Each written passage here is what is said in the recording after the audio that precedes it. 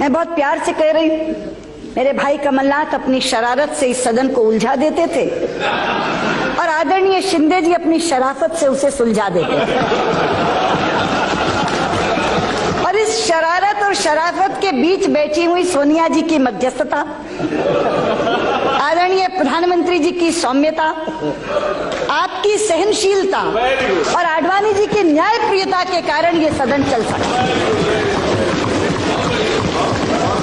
और आज के दिन मैं अपने पूर्व नेता सदन को भी याद करना चाहूंगी, आदरणीय प्रणब मुखर्जी को, लोकतांत्रिक संस्थाओं में जिनकी आस्था ने भी इस सदन को चलाने में बहुत कारगर भूमिका निभाई।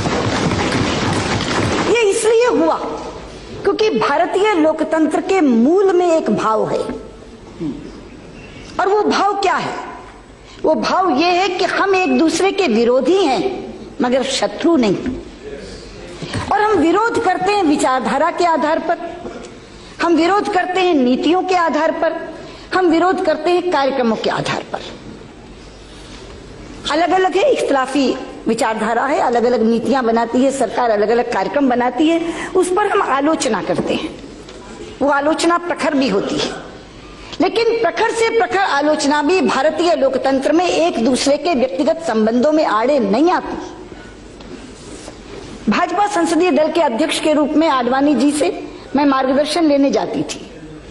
वो हमेशा मुझे एक ही निर्देश देते थे, सदन की गरिमा के अनुरूप ही आचरण करना है। दलगत राजनीति से ऊपर उठकर हमेशा उन्होंने मुझे सुझाव दिया, और मैं आज इस सच्चाई को स्वीकार करना चाहूंगी कि नेता प्रतिपक्ष के रूप में जो भूमिका मैं निभा सकी वो आदरणीय आडवाणी जी के आशीर्वाद के कारण निभा पाई। अध्यक्ष जी, अब हम चुनाव में जा रहे हैं।